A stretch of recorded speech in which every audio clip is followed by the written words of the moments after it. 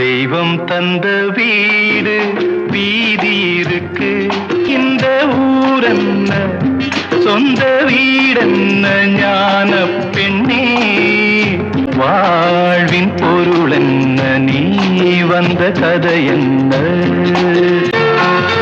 தெளிவாக தெரிந்தாலே சித்தாந்தம், அது தெரியாமல் போனாலே வேதாந்தம்.